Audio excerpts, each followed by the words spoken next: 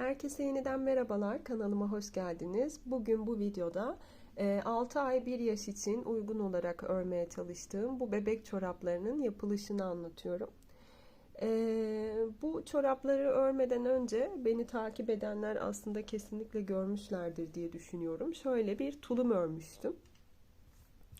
Yine böyle fotoğraf çekimi falan yaptırmak isteyenlere fikir olsun diye böyle 6 ay 1 yaş için bu da uygun olarak örmeye çalışmıştım bunu da. Bu şekilde bir tulum örmüştüm öncesinde. Sonrasında zaten o videoda da söylemiştim.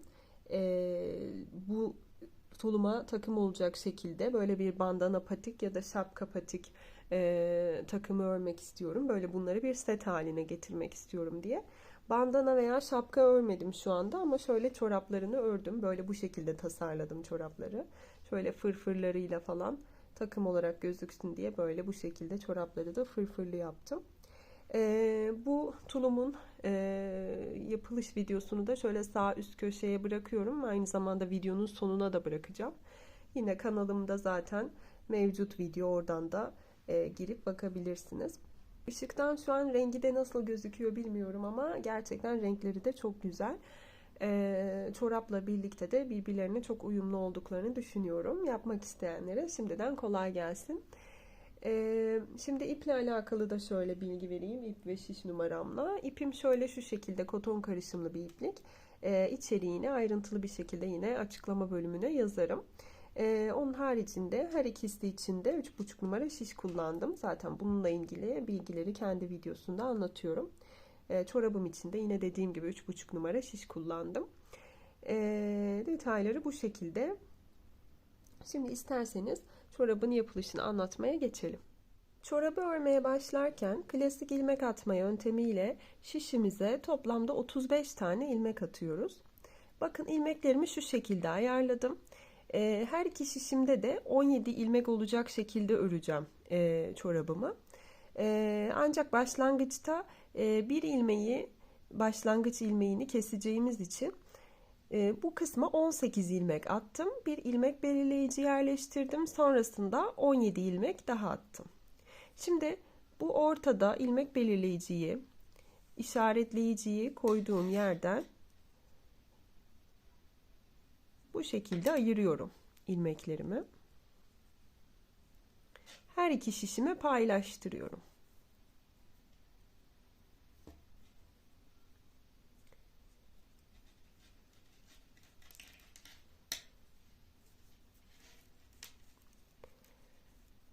Evet, bakın şimdi buradaki şişte toplamda 18 tane, buradaki şişte de 17 tane ilmeğim var. Şimdi şöyle bir işlem yapacağım.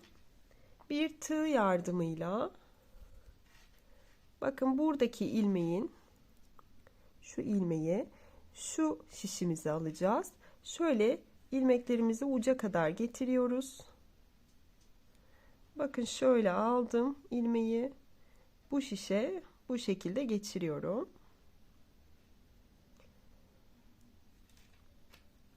Sonrasında da bakın buradaki şu ilmeği buradan tığ yardımıyla yine şöyle alacağım. Bunun üstünden atlatacağım. Evet, sonra şu kısmı şöyle sıkılıyoruz. Ve şu anda artık ilmeklerimiz eşitlendi. İki şişimizde de 17 tane ilmeğimiz var. Şimdi artık bakın örmeye başlayacağız. Şöyle ilmeklerimizin yönlerinin de dönmemesine dikkat edelim. Bakın düz kısmı böyle dışarı bakacak şekilde olmalı. Şimdi buradan sonrası için şöyle yapıyoruz. Öreceğim ipimi şöyle şu şekilde arkaya alıyorum. Şu kısa kalan ipimiz. Bu da biraz uzun kaldı. Şuradan şöyle koparacağım bunu biraz. Evet, bu şekilde bakın. Böyle bu aşağıda kalacak. Öreceğim ipimi şöyle şişin arkasına doğru atıyorum. Ve arkadaki şişteki ilmekleri misinaya ittim. Şimdi buradaki ilmekleri örmeye başlayacağım. Bir düz bir ters lastik öreceğim birebir. Ancak lastiğimi şöyle öreceğim. Şöyle arka kısmından örerek çapraz öreceğim. Bakın böyle bir düz örüyorum. Bir ters örüyorum. Bir düz, bir ters. Bu şekilde sıra sonuna kadar ilerleyelim. İsterseniz siz böyle de örebilirsiniz. Bu şekilde lastik de örebilirsiniz. Ben şöyle şu şekilde bakın bir görüntü olsun istiyorum. Böyle bu şekilde. O yüzden arka kısımlarından örüyorum. İstediğiniz şekilde isterseniz iki ters iki düz şeklinde de lastik yapabilirsiniz. Evet, bu şekilde sıra sonuna kadar ilerleyelim. Sıramı tamamladım. Şimdi işimi şu şekilde çeviriyorum. Bakın şöyle.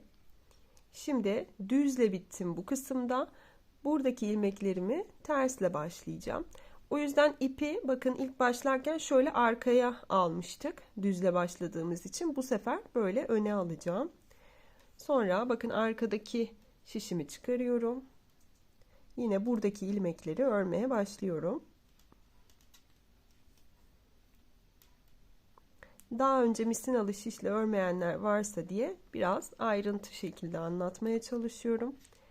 Bakın yine tersle başladım. Düzle devam ediyorum. İpi öne aldım. Ters örüyorum. Arkaya alıyorum. Düz örüyorum.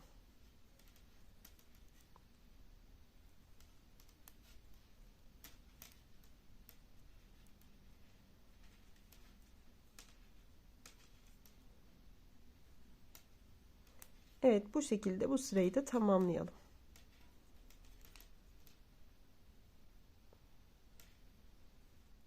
Sırayı tamamladıktan sonra tekrar çeviriyorum işimi ve yine bakın örmediğim, şimdi yeni öreceğim ilmeklerimi şişe aktarırken diğerlerini de misinaya çekiyorum. Ve yine bakın düzle başlayacağımız için ipi yine böyle arkaya alıp buradan örmeye başlıyorum. Misinalı şişle örerken bu arada püf noktası böyle ilk başlangıçta ilk ilmeğimizi örüyorken şu misina ile şişi birbirine yakın tutmak. Gevşek ördüğümüz zaman arada boşluk oluşacaktır. O yüzden bu şekilde sıkı şekilde örmeye özen gösterelim. Şöyle arkasından öreceğim. Evet, bu şekilde yine bir düz bir ters lastiğimizi örüyoruz.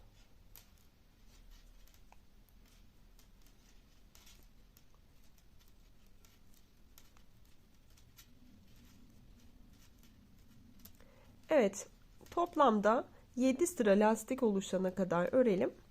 Sonrasında tekrar buluşalım. Çorabın lastik kısmını tamamladım. Siz isterseniz daha kısa ya da daha uzun da yapabilirsiniz. Söylemiş olduğum gibi 7 sıra lastik ördüm.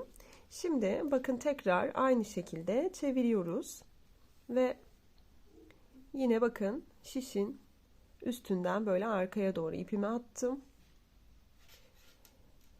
Ve buradaki ilmeklerimi şimdi düz olarak örmeye başlayacağım. Artık buradan sonra hep düz olarak öreceğiz. Lastik kısmı bitti. Şu an çorabımızın bacak kısmını örüyoruz. Bu şekilde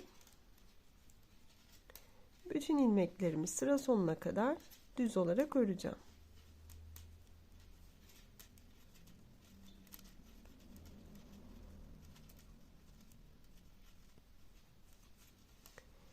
Evet, bakın düz olarak bütün ilmeklerimi ördükten sonra yine bu şekilde çeviriyorum. Yine arkaya attım ipimi. Ve buradan yine öreceğim ilmekleri şişe aktardım. Diğerlerini misinaya ittim. Ve yine düz olarak örmeye başlıyorum. Söylemiş olduğum gibi bakın başlangıçlarda her zaman şu kısmı sıkı bir şekilde örüyorum. Misinayla diğer şişi yakın tutuyorum. Ve bu şekilde bakın ilk ilmeğimi öreceğim. Evet, yine sıra sonuna kadar bütün ilmeklerimizi düz olarak örelim.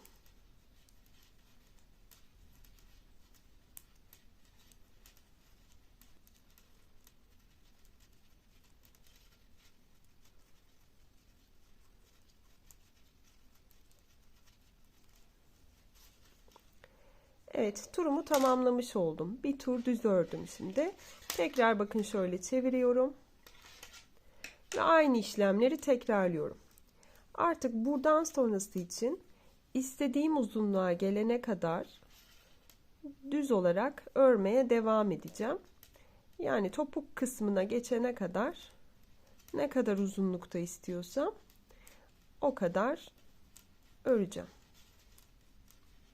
Evet, bu şekilde bir miktar ilerleyelim. Sonrasında kaç sıra ördüğümü sizlerle paylaşacağım.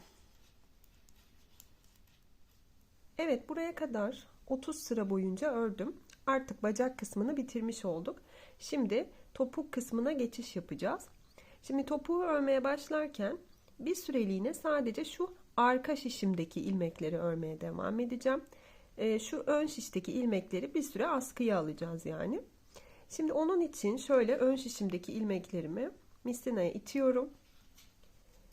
Ve sadece arka şişimdeki ilmekleri örmeye başlıyorum. Bakın ilk ilmeğimi şöyle örmeden alıyorum. Ve diğer ilmeklerimi ters olarak örüyorum.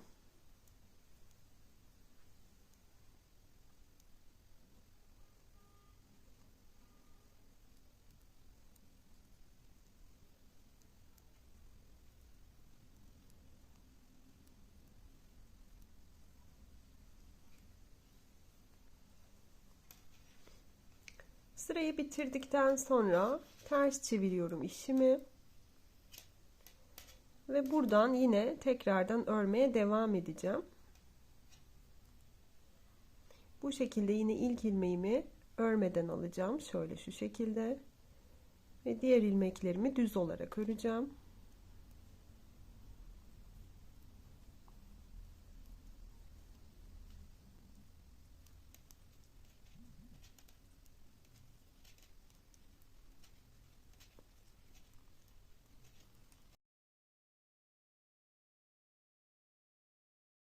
Evet, bu sırayı da bitirdikten sonra tekrar işimi çeviriyorum. Ters örgüleri ters örmeye, düz örgüleri de düz olarak örmeye devam edeceğim. Bu şekilde bu şişimin üzerinde örerek bir miktar ilerleyeceğim. Sonrasında kaç sıra ördüğümün bilgisini sizlerle paylaşacağım. Evet, bu kısım istediğim uzunluğa geldi. Sizinle beraber ördüğümüz o 2 sırada dahil olmak üzere toplamda 14 sıra boyunca ördüm bu kısmı. Şimdi topuğun devamı için şöyle bir şey yapacağız. Bakın şu kenarlardan 6 tane ilmek sayacağım. 2, 4, 6. Buraya bir ilmek belirleyici yerleştireceğim. Hemen sol taraftan da sayıyorum. 2, 4, 6. Buraya da bir tane ilmek belirleyici yerleştiriyorum.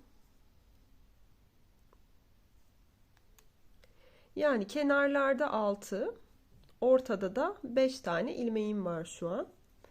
Şimdi bakın buradan örmeye devam edeceğim. Aynı şekilde bu şişimin üzerinde. Birinci ilmeğimi yine örmeden alacağım.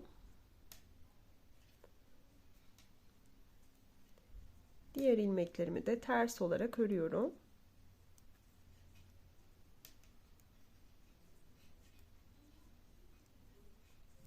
Evet, bu ilmek belirleyiciyi geçiyorum.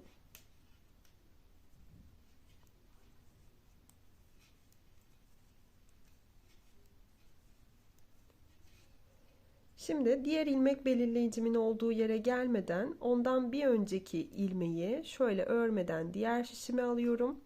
İlmek belirleyicimi çıkarıyorum. Ve bu şişi, bu ilmeği tekrar diğer şişime geri geçiriyorum. Evet, buradan bakın ilmek belirleyiciden bir önceki ilmekle bir sonraki ilmeği şöyle şu şekilde ikisini birlikte ters olarak örüyorum. Bunu bu şekilde ördükten sonra tekrardan bakın bir ilmek de fazladan örüyorum. ve geriye dönüyorum. Diğer şu kalan ilmeklerimi örmüyorum. Sonrasında bakın yine şu ilmeğimi şöyle örmeden diğer şişime aktarıyorum. Ve diğer ilmeklerimi düz olarak örüyorum. Yine bakın ilmek belirleyicimden bir önceki ilmeğim burada. Onu şöyle şu şekilde yönünü değiştirerek şişime aktardım. İlmek belirleyiciyi çıkarıyorum. Diğer ilmeğin de yönünü değiştiriyorum ve arka kısımlarından düz olarak ikisini birlikte örüyorum. Ve bir tane yine fazladan ilmek örüyorum. Tekrar geriye dönüyorum. Buradaki ilmeğimi, son ördüğüm ilmeği örmeden aldım. Şöyle sıkıca tutuyorum. Ve devam ediyorum ters olarak diğer ilmeklerimi örüyorum.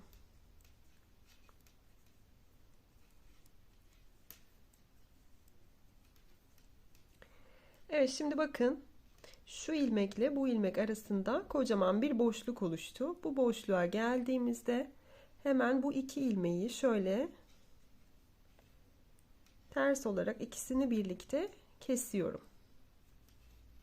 Ve bir tane yine fazladan örüyorum. Tekrardan geriye dönüyorum. Yine örgümün düz bölümünde de aynı işlemi yapacağım.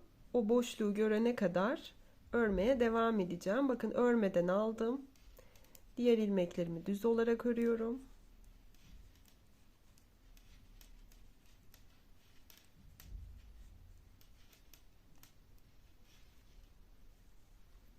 Bakın yine görüyorsunuz burada bir boşluk var. Bu boşluğu yine bakın şu ilmeğimi şöyle yönü zaten değişik. O yüzden yönünü değiştirmiyorum. Sadece diğerinin yönünü değiştirip ikisini birlikte arka kısımlarından örerek kesiyorum. Ve yine bir ilmek daha örüp tekrar geriye dönüyorum. Yine ilmeğimi örmeden alıyorum. Boşluğu görene kadar tekrar ters olarak örmeye devam ediyorum.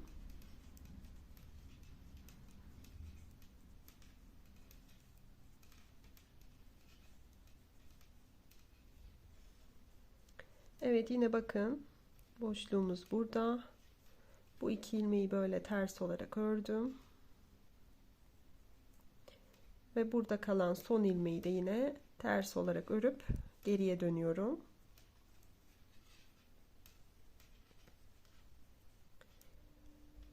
Örmeden ilk ilmeğimi aldım.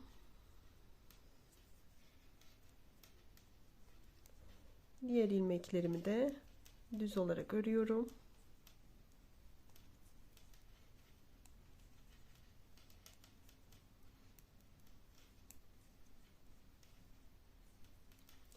Yine bakın boşluğun olduğu yerdeyiz. Şöyle yönlerini değiştirdim ve arka kısımlarından ördüm. Ve yine bir tane de ilmeğimi örüyorum. Evet, bu şekilde bu kısmı tamamladık. Bakın şurada topuğun çıkıntısını oluşturmuş olduk. Şimdi topuktan ayak kısmına tekrar geçmek için şu kısımlarda ilmekler çıkartarak devam edeceğiz. Evet, şöyle baktığınız zaman bakın şurada V şeklinde örmeden aldığımız ilmekler var. Bu ilmeklerden tekrar ilmekler çıkartarak topuktan ayağa geçiş kısmını yapacağız. Şimdi bakın şöyle öncelikle normalde şuradan da ilmek çıkaracağım gibi gözüküyor. Bakın hemen şu ilmeğin altındakinden. Ama o ilmek aslında ona bağlı. Buradan başladığımız için. O yüzden buradan ilmek çıkarmayacağım. Şurada bir altındaki V'den ilmek çıkaracağım.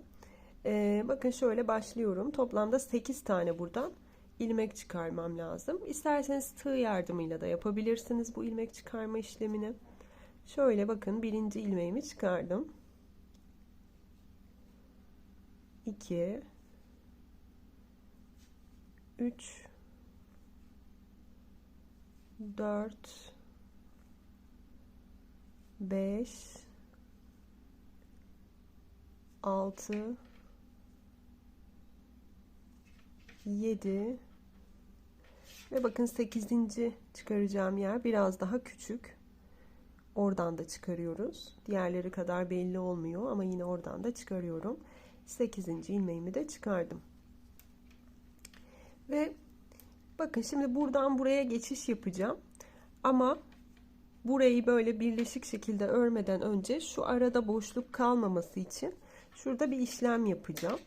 Bunun için bakın şöyle şuradaki 2 tane ilmeği kaldıracağım. Bakın şöyle şu şişime alıyorum. Bunu böyle ister arka kısmından ister ön kısmından örebilirsiniz. Böyle bu şekilde örüyorum. Sonrasında bakın şu şişimi şöyle diğer ilmeklere geçirdim. Sonra bunu çekiyorum. Bakın şöyle çıkardığım ilmekler ve arkadaki ilmeklerle birlikte bu arka şişe almış oldum tamamen bunları. Şimdi buradan örmeye devam edeceğim. Ön kısmı örüyorum. Düz olarak. Yine ilmek çıkaracağım yere gelene kadar öreceğim.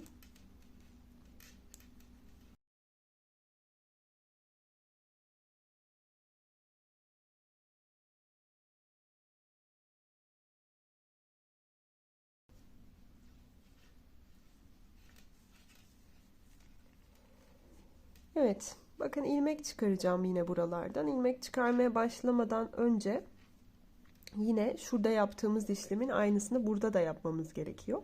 Buradan itibaren başlayacağımız için burada ilk başta yapacağız. İlmek çıkarmadan önce yapacağız. Şimdi bakın şöyle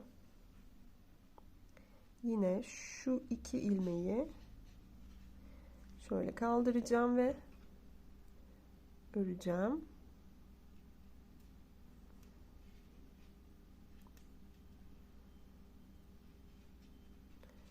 Yine böyle bakın arka kısmından örüyorum. Evet, bu şekilde bu kısmı da yaptık. Şimdi ilmek çıkarmaya geçiyorum. Bu kısmı yaptıktan sonra böyle ilmek çıkaracağınız yer biraz daha daralabilir. Dikkat edelim, toplamda 8 tane ilmek çıkaracağız. Evet, bakın birinciyi şuradan çıkaracağım.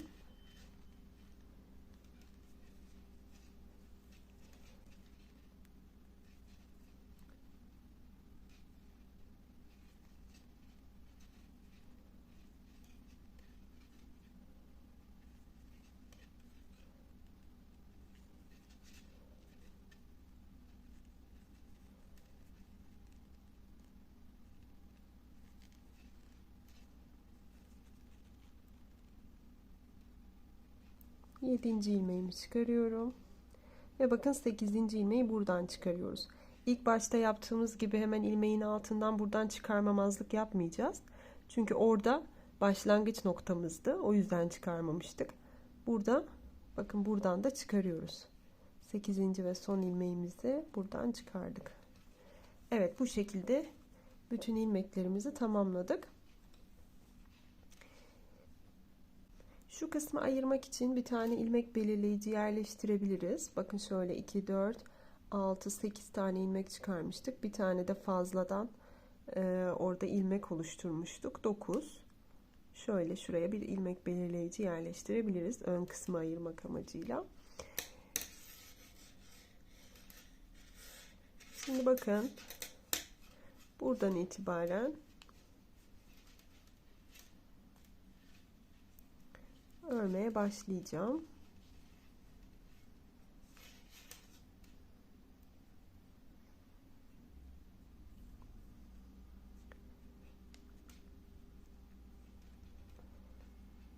Normal aslında ördüğümüz gibi örüyoruz. Burada bir farklılık yok şu anda. Sadece biraz sonra azaltmalar yapacağız.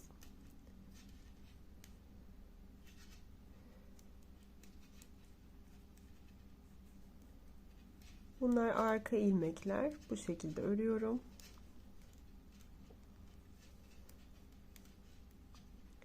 Şimdi bakın ilmek çıkardığım yere geliyorum. İlmek çıkardığım yerdeki ilmeklerin yönü bakın şöyle olduğu için bunları çapraz olarak örersek daha iyi olur. Boşluk oluşmaz. O yüzden bunları böyle arka kısmından öreceğim.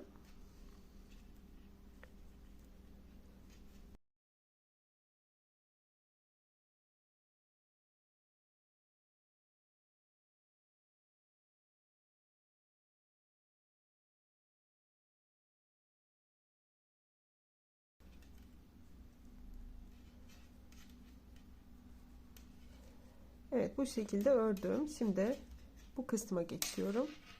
Şimdi bu ön kısmı tamamen aslında buradan ayıracağız birazdan. Buradaki kısmı şu arka şişe vereceğim tamamıyla. Ön kısımda sadece ön şişte çorabın ön kısmının ilmekleri kalacak. Şöyle bakın. Yine düz olarak örüyorum.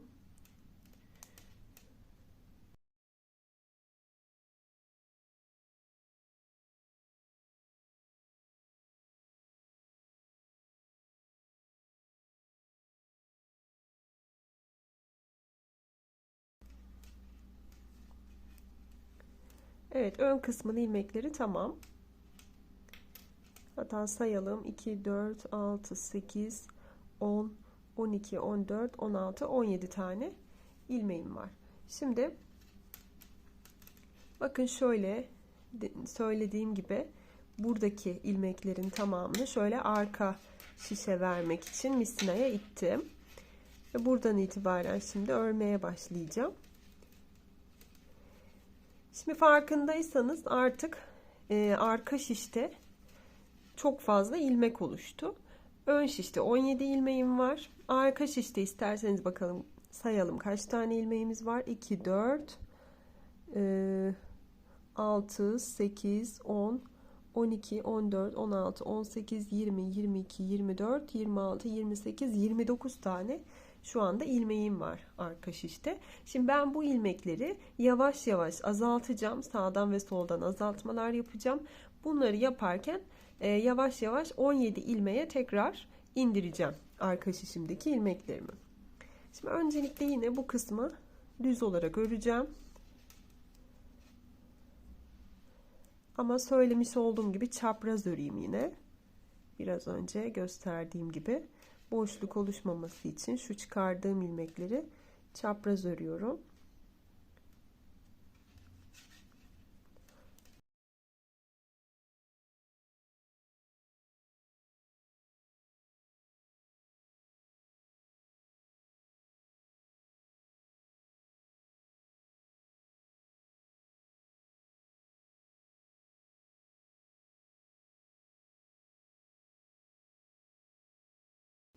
Evet, çıkardığım ilmekleri bitirdim. Şimdi normal olarak düz örüyorum.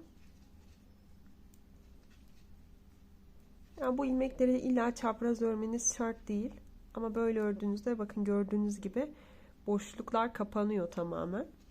Yoksa biraz daha böyle boşluklu olur. Ben de o görüntüyü çok sevmiyorum. Şimdi bakın artık azaltmalarıma başlayacağım.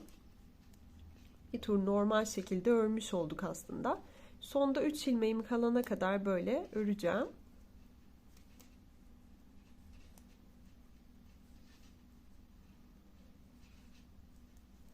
Evet, bakın sonda 3 ilmek kaldı. Şimdi bu 3 ilmekten ikisini şöyle bakın ön kısmından biraz bollaştırmam gerekiyor öncelikle rahat almak için. Evet. Böyle. Evet, ikisini birlikte örüyorum. Ve son ilmeğimi de düz olarak örüyorum. İlk eksiltmemi yaptım.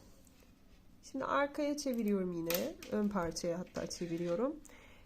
Şöyle şişime alıyorum yine bunları. Ön kısmı yine düz olarak örüyorum. Burada farklı bir şey yok.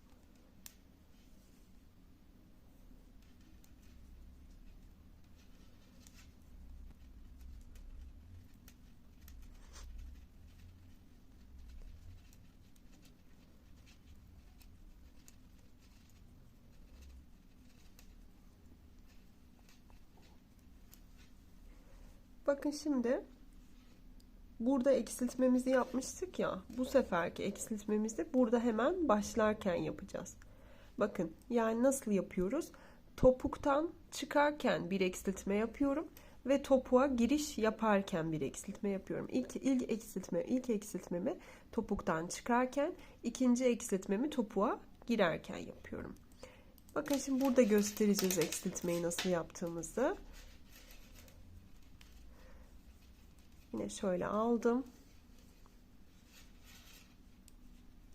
İlk ilmeği örüyorum bu sefer. Simetrik düşünüyoruz yani. Burada ilk ilmeği örüyorum. Diğer iki ilmeği keseceğim. Onları da şöyle kesiyorum. Bakın şöyle yönlerini değiştireceğim. İkisini birlikte arka kısımlarından öreceğim. Ve yine ikinci eksiltmemi de yapmış oldum. Şimdi düz olarak örüyorum bütün ilmeklerimi.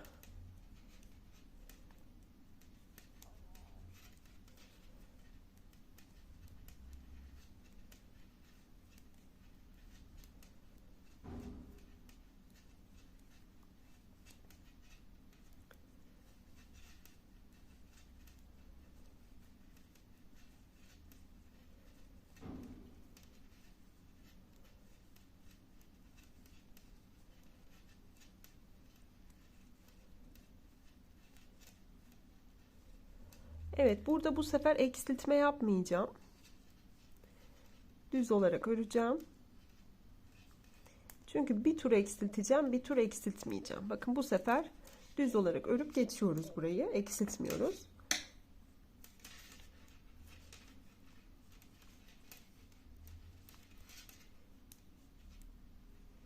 Yine ön kısma geçiyorum.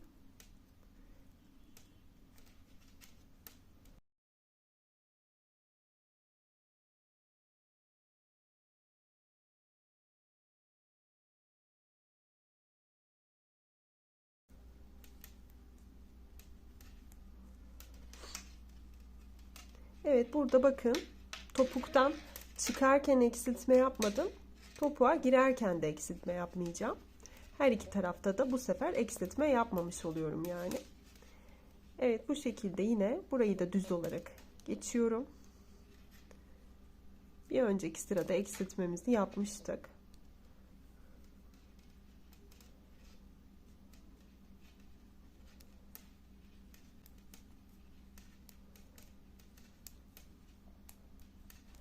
Şimdi bir tur eksiltme yapmamış olduk.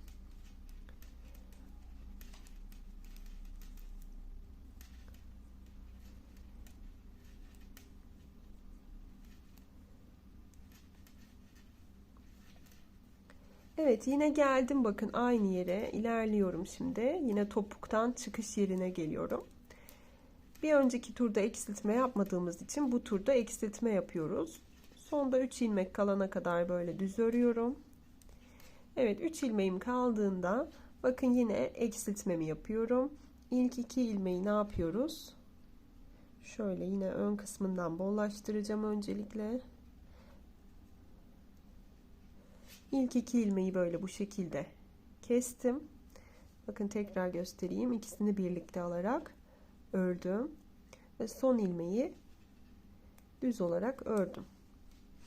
Çevirdim.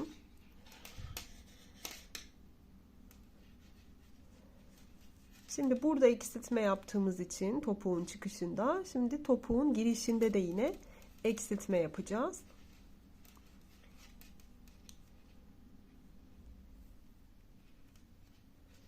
Düz olarak örelim bu kısmı.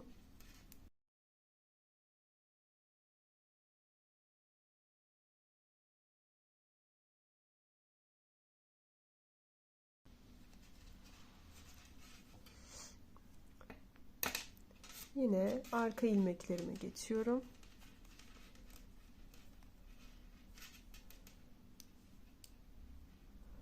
Bu kısmı da bakın yine eksiltme yapıyoruz demiştik.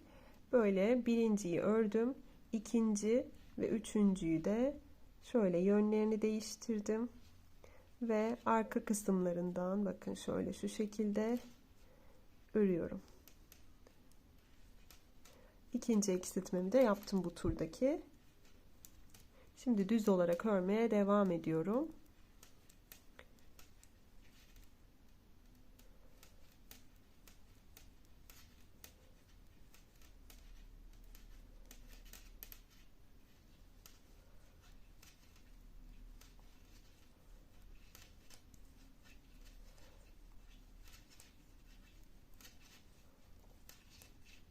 Evet, bu sefer burada yine eksiltme yapmıyorum. Bakın. Son turda çünkü eksiltme yapmıştık. Bu turda yine eksiltme yapmadan örüyoruz. Bakın burada eksiltmemi yapmadım. Şimdi bu tarafta da eksiltme yapmayacağım. Bir tur yine eksiltme yapmadan örmüş olacağım. Diğer turda yine eksiltme yapacağım. Burada hep aynı şekilde ilerliyor. O yüzden daha fazla göstermeme gerek yok diye düşünüyorum. Bir tur eksiltme yapmadan bir turda eksiltme yaparak ilerliyoruz. Bu şekilde ilerleyip ilmek sayımız, arkadaki ilmek sayımız 17 ilmeğe kadar indiğinde tekrar aynı formuna geri dönmüş olacak örgümüz. Bu şekilde ilerleyelim. 17 ilmeğe indirip gelelim. Evet, bütün eksiltmelerimi tamamladım. Şu an şişimde yine eskisi gibi 17 ilmeğim kaldı. Her iki şişimde de şu an 17 ilmeğim var. Şimdi artık topuğu bitirmiş olduk. Buradan sonra ayak kısmını örmeye başlayacağız. Şimdi ayak kısmını normal zaten bacakta ördüğümüz gibi böyle bu şekilde döndürerek öreceğiz. Öncesinde şuraya, şu ilmeğe, en son ördüğümüz düz örgüye bir tane ilmek belirleyici yerleştiriyorum. Bunu yapmamın sebebi buradan sonra topuğu bitirdikten sonra kaç sıra ördüğümü sayabilmek için bunu yapıyorum. Evet, bu şekilde bakın yine bir kez göstereceğim. Normal nasıl örüyorsak o şekilde örmeye devam ediyoruz. Böyle düz örgü örüyorum.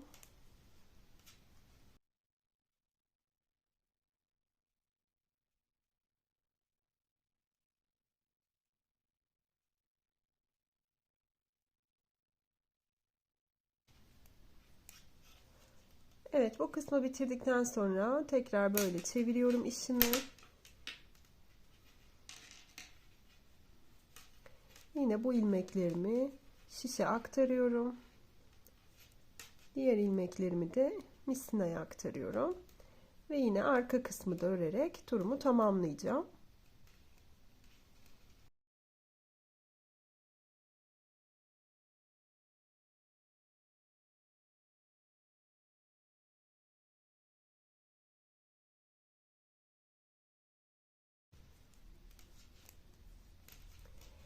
Evet, bir sıra örmüş olduk ilmek belirleyiciden sonra.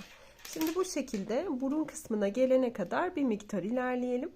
Burun kısmına geldiğimizde kaç sıra ördüğümün bilgisini sizlerle paylaşacağım. Evet, işaretleyiciden sonra toplamda 12 sıra ördüm. Şimdi artık çorabın burun kısmını yapmaya geçeceğiz. Burun kısmı için bakın şöyle ilk ilmeğimi örüyorum. İkinci ve üçüncü ilmeğimin şöyle yönlerini değiştirerek öncelikle bakın şöyle diğer şişime aktarıyorum. Sonrasında şöyle arka kısmından bakın ikisini birlikte kesiyorum. Burada ilk azaltmamı yaptım. Şimdi sonda 3 ilmeğim kalana kadar bütün ilmeklerimi düz olarak örüyorum.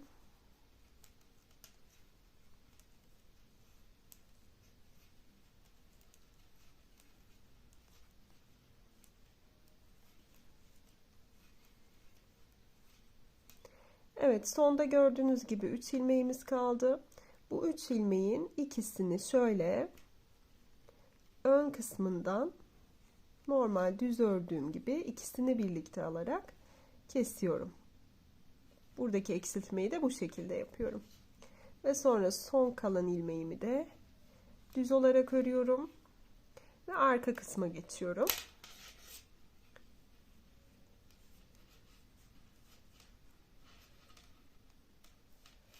Arka kısımda da yine sağ taraftaki ilmeklerimi yine şöyle ilkini örüyorum. İkinci ve üçüncünün yönlerini değiştirerek arka kısmından şöyle ikisini birlikte örüyorum. Ve yine sonda 3 ilmeğim kalana kadar düz olarak örüyorum.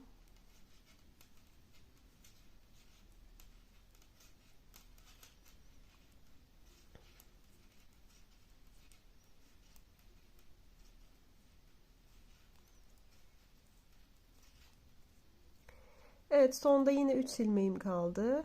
Yine 2 ilmeğimi şöyle, bu 3 ilmeğin ilk ikisini şu şekilde düz olarak ikisini birlikte ördüm ve son ilmeğimi yine düz olarak ördüm. Şimdi yine çorabın ön yüzündeyim.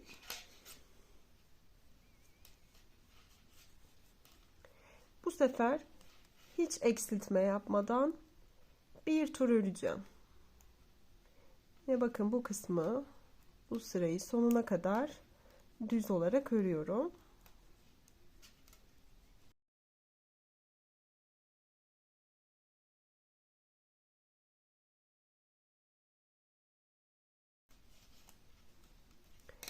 Yine arka kısma geçiyorum. Aynı şekilde burada da hiç eksiltme yapmadan sırayı tamamlıyorum.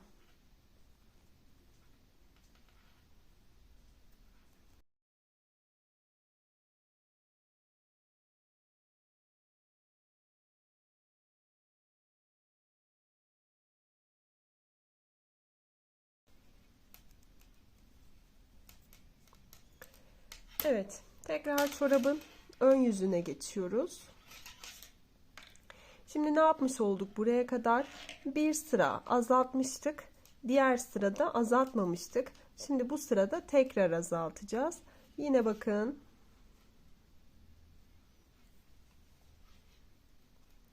Birinci ilmeğimi ördüm. İkinci ve üçüncünün yönlerini değiştirerek sola eğimli kesme yaptım. Şöyle arka kısımlarından ördüm. Ve yine sonda 3 ilmeğim kalana kadar bütün ilmeklerimi düz örüyorum.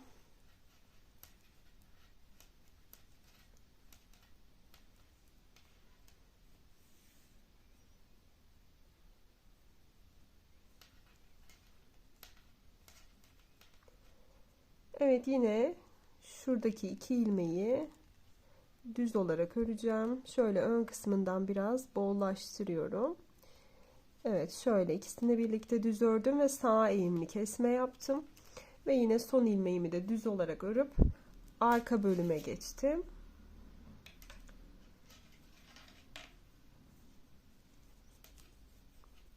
Aynı şekilde burada da kesmelerimi yapacağım. Son bir kez gösteriyorum kesme kısmını.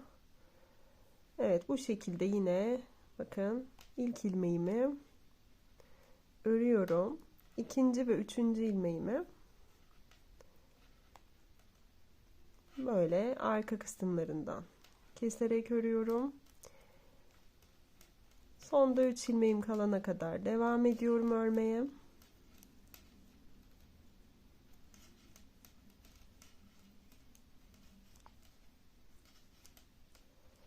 Ve yine ilk 2 ilmeği şöyle ön kısmından düz olarak birlikte örüp kesiyorum. Ve son ilmeğimi de yine düz olarak ördüm. Evet, bu şekilde ilerleyeceğiz. Şimdi kesmeyi yaptıktan sonra bir sonraki sıra yine hiç kesme yapmadan bir tur öreceğiz. Yani bir sıra kesme yapacağız, bir sıra hiç yapmadan öreceğiz. Bu şekilde kesmelerimizi ilerletelim. Her iki şişimde de toplamda 7 ilmek kalana kadar bu şekilde kesmelerimizi yapalım ve gelelim. Evet, son kesmemi de yaptım. Her iki şişimde de 7 ilmeğim kaldı. Bakın kesme sırasından sonra bir tur daha yine düz örüyorum. Kesme sırasında kapama yapmayacağım. Ayak ucu kapamasını. Bu şekilde bakın. Zaten bir kesip bir kesmiyorduk. Kestikten sonra bir sırada yine kesmeden örüyoruz.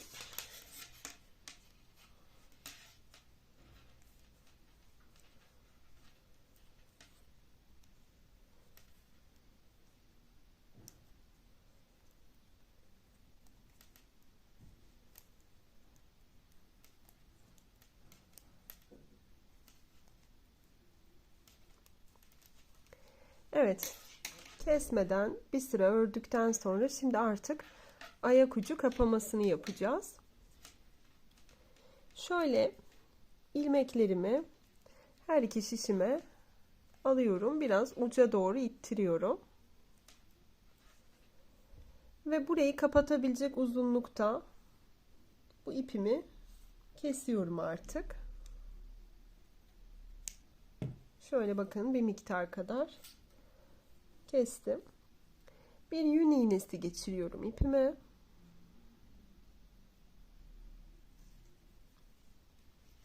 Ve buradan iğneyle artık burayı kapatacağız. Bakın, kapamayı şöyle yapıyoruz. Öndeki şişimde şu an ipim zaten arkadaki şişte, bakın gördüğünüz gibi. Öndeki şişimdeki ilk ilmeğimi şöyle düz örüyor gibi alıyorum ve şişimden çıkartıyorum. Onun yanındaki ikinci ilmeği de ters örüyormuş gibi alıyorum. Ancak şişten çıkarmıyorum. Bırakıyorum böyle. Sadece ipi geçiriyorum. Şimdi arkadaki şişe geçiyorum. Arkadaki şişteki ilk ilmeği ise şöyle ters örüyormuş gibi alıp şişten çıkarıyorum. İkinci ilmeği ise bakın şöyle düz örüyor gibi alıp şişten çıkarmıyorum. Şişte bırakıyorum. Ve bu şekilde ipi çekiyorum. Şimdi tekrar öndeki ipe geçiyoruz. Evet, öndeki şişe geçiyoruz. Evet, burada öndeki şişteki ilk ilmeğimi yine düz örüyor gibi aldım ve şişten çıkardım. İkinci ilmeğimi ters örüyor gibi alıp şişte bırakıyorum, ipi çekiyorum. Şimdi arka şişe geçiyoruz. Arka şişteki ilk ilmeğimizi şöyle ters örüyor gibi alıyorum ve şişten çıkardım. İkinci ilmeğimi de düz örüyor gibi alıp şişte bıraktım. İpimi yine çekiyorum. Şöyle ipi de düzeltiyoruz. Çektiriyoruz. Evet. Evet, birinci ilmekleri her zaman çıkarıyoruz. Her iki şişte de, bakın ilk şişimde de öndeki şişimde de birinci ilmeğimi alıp çıkarıyorum. İkinci ilmeği almadan şişte bırakıyorum. Sadece ipi geçiriyorum. Arkadaki şişte de ilk ilmeğimi yine şöyle ters örüyormuş gibi alıp şişten çıkarıp ikinci ilmeği de düz örüyor gibi alıp şişte bırakıyorum. Yani bakın, hep bir çıkar bir çıkarma mantığıyla ilerliyor. Ancak yönler önemli. Yönleri de bir zaman sonra yaptıkça aklınızda kalacak. Bakın, hep zaten ilk şişte ve ikinci şişte aynı şekilde yönler değişmeyecek. Bakın şöyle, bakın ilk şişte ilkini düz örüyor gibi alıp çıkardım. İkinciyi ise ters örüyor gibi alıp çıkarmıyorum. Arka şişe geçtiğimde ilkini ters örüyor gibi alıyorum. İlk şişin tam tersi aslında. İkinciyi ise düz örüyor şeklinde alıp şişte bırakacağım. Evet, bu şekilde ilerleyeceğim. İlmekler az zaten, sonuna kadar yapacağım şimdi.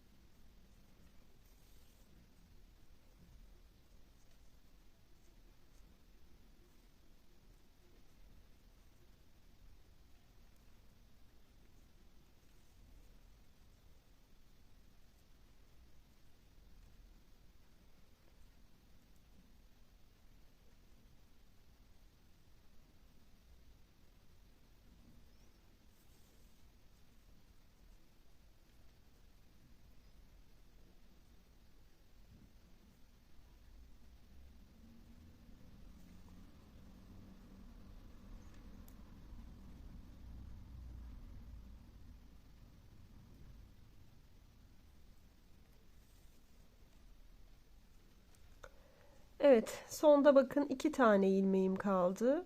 O 2 ilmeğimi de bakın ön şiştekini şöyle düz olarak alıyorum. Arka şiştekini ise ters olarak alıyorum. Ve çıkarıyorum ilmeklerimi ve ipi çekiyorum.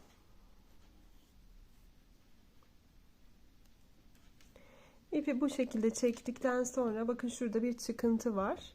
Hemen ipimizi şöyle iğne ile arka tarafa çekerek o çıkıntıyı da oradan gideriyoruz. Bakın bu şekilde. Yine tabi buradaki ipi çektikten sonra şöyle ters örgülerin olduğu kısımdan iğnemizle geçirerek ipimizi buraya gizliyoruz. Evet, daha fazla gizlersiniz içeri. Buradan ipi kesersiniz. Ben daha fazla gizleyeceğim o ipi biraz daha. Evet, bu şekilde şuradaki ilmek belirleyiciyi de çıkaralım. Evet, çorabımız bu şekilde oluşmuş oldu. Şimdi sadece şu kısma yapacağımız fırfır detayı kaldı. Fırfır detayını yapmak için şöyle bakın, lastiğin üstündeki şu kısımlardan yine ilmekler çıkaracağım. Bakın şöyle daha net göstereyim. Şöyle bakın, şuralardan böyle ilmekler çıkararak başlayacağım. Herhangi bir yerden başlayabilirsiniz ilmek çıkarmaya. Ben şöyle yine bakın şuradan itibaren başlıyorum. Böyle şuradan geçiriyorum ipimi. Birinci ilmeğimi bu şekilde çıkartıyorum.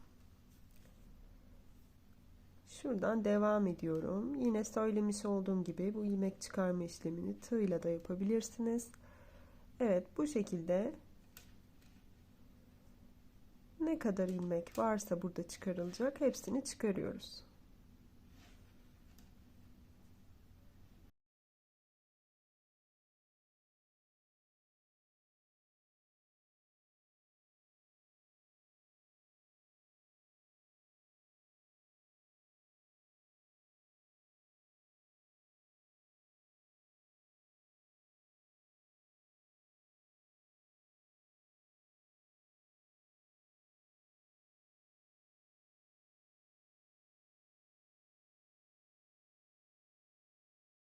Evet, bir miktar ilmek çıkardıktan sonra bakın çıkardıklarımı şöyle mistinaya alacağım ve buradan çıkarmaya devam edeceğim geri kalan ilmekleri. Şöyle bakın, en son şuradan çıkarmışım. Şuradan devam ediyorum çıkarmaya ilmeklerimi.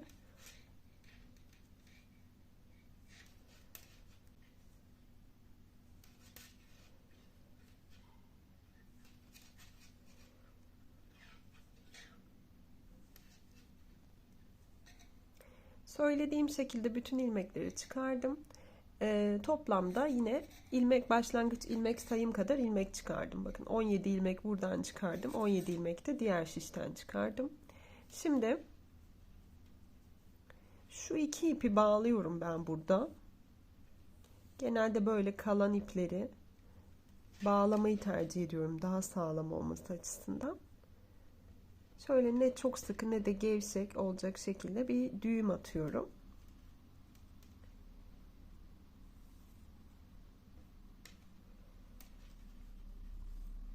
Daha sonra bu ipi buradan yürütürüm, gizlerim.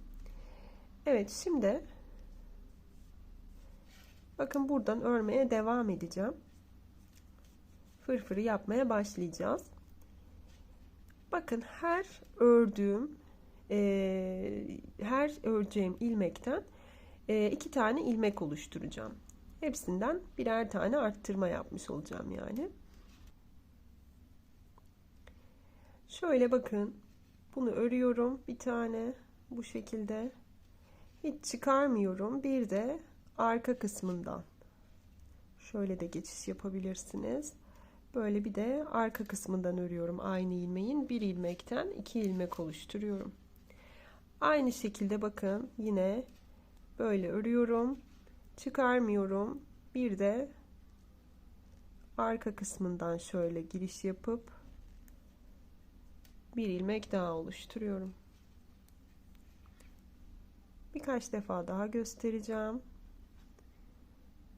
Arka kısmına geçiş yapmak biraz zor ama bu işlemi bir kere yapacağız. Bir sıra boyunca bu şekilde ilmeklerimizi arttıralım.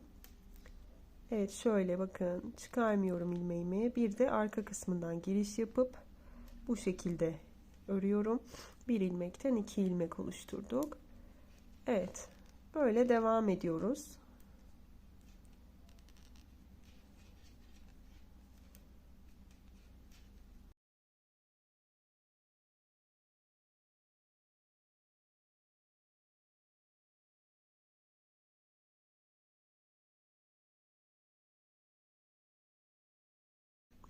Evet, bu şekilde bütün ilmeklerimiz bitene kadar bütün ilmeklerimizden 2'şer ilmek oluşturarak devam edelim.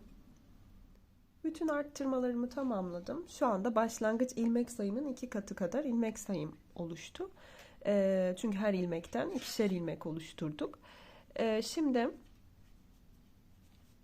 buradan itibaren artık çorabı ördüğümüz gibi örmeye devam edeceğiz. Hiçbir değişiklik yok aslında. Arttırmaları tamamladığımız için bu şekilde ördüğümüz zaman fırfırımız oluşmuş olacak.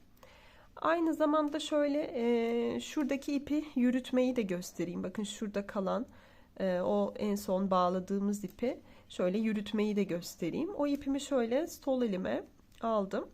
Bakın şöyle şişimin üstünden atıyorum o ipi. Böyle bu şekilde örüyorum. Sonrasında bakın diğer ilmeğimi örüyorken o ipimi şişin üstünde değil de altında bırakıyorum bu sefer. Bu şekilde örüyorum. Diğer ilmeğimi örerken tekrar üstüne alıyorum. Bu şekilde ördüm. Diğer ilmeği örüyorken bu sefer altında bırakıyorum. Örüyorum. Bir üstüne alıyorum yani şişimi. Bir de altına. Bakın şişin altında şu an bu şekilde örüyorum. O ip aslında hiç diğer iple karışmıyor. Bakın şöyle örüyorum üstünde ama yine benim kontrolümde bakın. Bu şekilde altında bakın şöyle bu şekilde ördüm yine.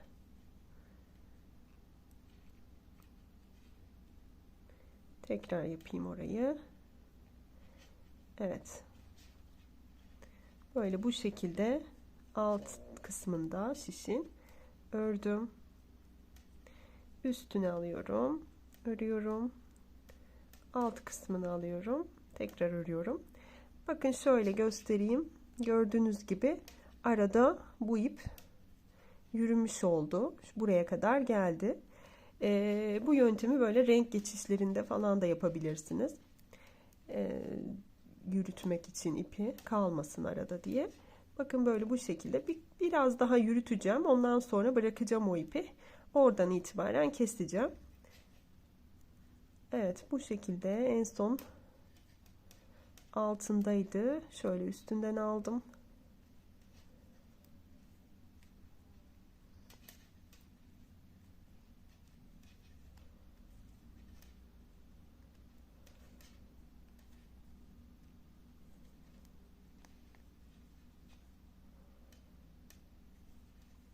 Evet, bu şekilde artık daha fazla yürütmeyeceğim. Buradan itibaren bu ipi keseceğim ve normal örmeme devam ediyorum.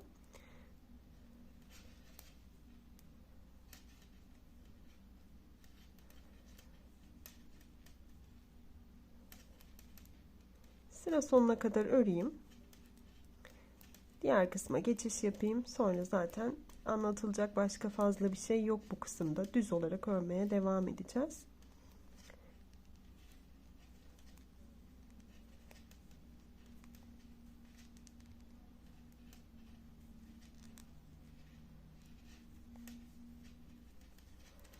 Evet, bakın döndürdüm. Bu ip dediğimiz gibi yürüttüğümüz ip.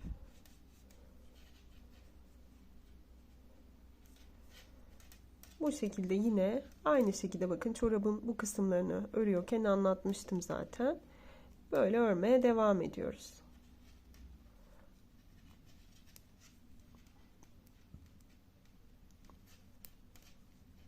Evet, bu kısım toplamda fırfır kısmı toplamda 4 sıra olana kadar örelim. Sonrasında klasik kapama yöntemiyle fırfırı kapatacağız. Evet, bu şekilde ilerleyelim. Evet, 4 sıra öreceğim demiştim ancak 3 sıra ördüm. Şimdi 4. sırada kapatacağım. Bakın bu şekilde, şimdi kapamayı da gösteriyorum ve artık bitireceğim.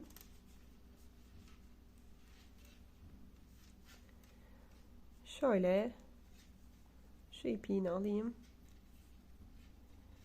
Böyle birinciyi örüyorum. İkinciyi de örüyorum. Bu şekilde üstünden atlatıyorum.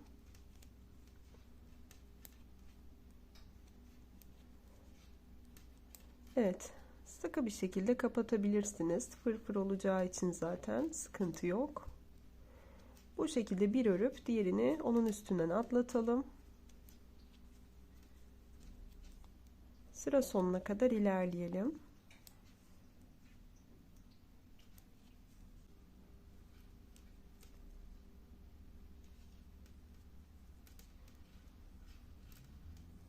Evet, bu şekilde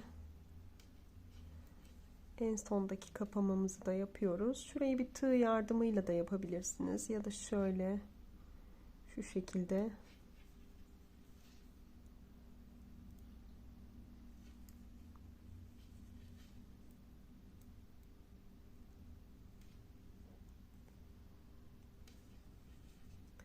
Evet, böyle bu şekilde yapıp sonra yine şunun içinden geçireceğim.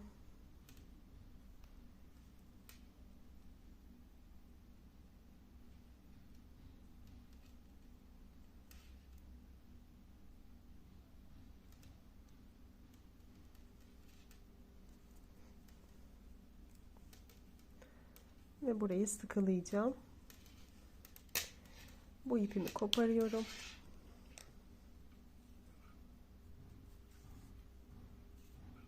Burayı sıkılıyorum. Sonra buradaki ipi şöyle arka kısma gizleyeceğiz. Ve çorabımız bu kadar. Fırfır kısmını da yapmış olduk. Böyle çorabımız bu şekilde oluşmuş oldu. Söylemiş olduğum gibi üstündeki kalp detayını tulum videosunda anlatıyorum. Böylelikle bir videonun daha sonuna gelmiş olduk. Umarım beğenmişsinizdir. Videomu beğendiyseniz beğenip kanalıma abone olmayı ve yorum kısmından da bana destek olmayı lütfen unutmayın. Tekrar görüşmek üzere. Hoşça kalın.